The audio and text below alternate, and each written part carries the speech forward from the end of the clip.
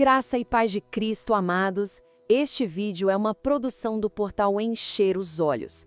Hoje, a gente vai abordar com a seriedade que o assunto merece o tema, a verdade bíblica sobre a morte, o sono dos justos e a ressurreição prometida.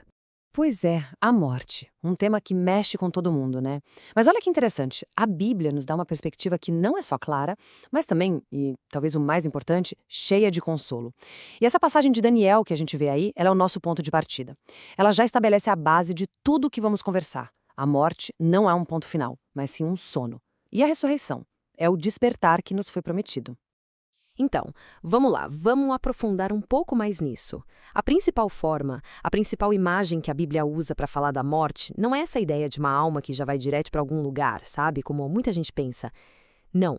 A metáfora central é a de um sono profundo e tranquilo. E aqui a gente consegue ver bem essa diferença. De um lado, tem aquela crença mais comum, né? A ideia de que a alma é imortal e que assim que a pessoa morre, ela já vai para o céu ou para o inferno.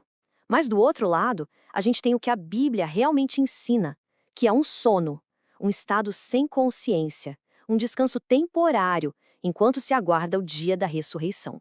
E olha, essa ideia não é algo que surgiu do nada, não. Lá no Antigo Testamento mesmo, essa expressão descansou com seus pais era usada direto para falar da morte dos reis de Israel. Isso só reforça esse conceito, entende? O ponto principal aqui é esse. A morte é vista como um descanso, uma pausa, e não como o fim da linha. Ok, então vamos seguir em frente. Se a morte é como um sono, o que isso significa na prática? Como é esse sono? A Bíblia é bem detalhista sobre isso, e ela descreve esse estado como um período de completa inconsciência. Esse tal sono da morte, então, ele é descrito como um estado de paz, de silêncio total. O que isso quer dizer?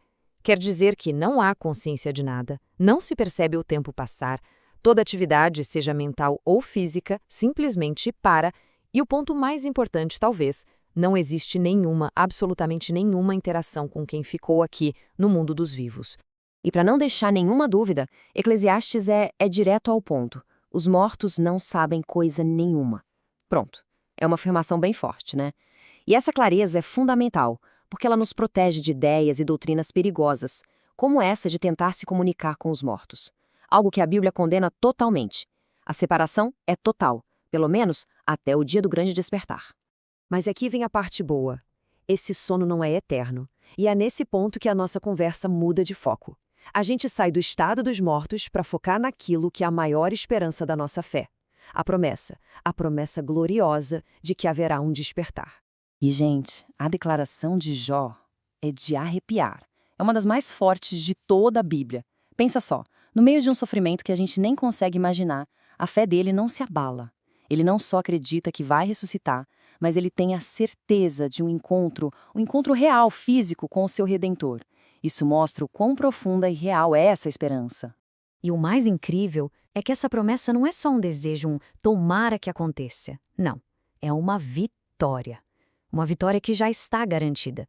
Ela foi conquistada por Cristo, lá na cruz e, claro, na sua própria ressurreição. Essa passagem aqui é uau! É o clímax de toda a história da salvação. O apóstolo Paulo, ele pinta um quadro, um evento grandioso, cósmico mesmo.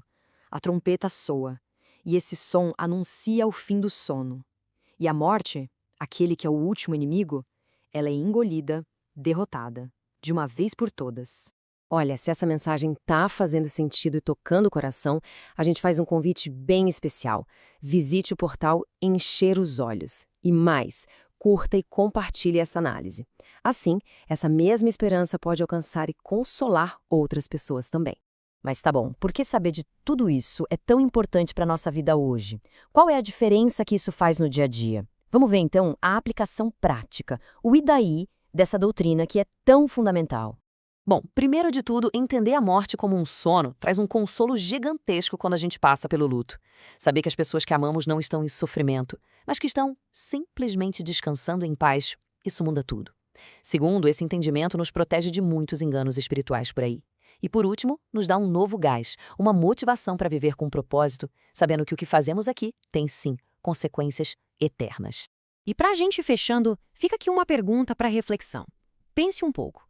De que maneira essa certeza, a certeza de um despertar glorioso e de uma vitória final sobre a morte, como é que isso transforma o jeito que a gente encara a vida, a própria morte e tudo o que está por vir? Que este conteúdo ajude a encher seus olhos com o que é eterno e que Deus lhe abençoe e guarde de todo o mal.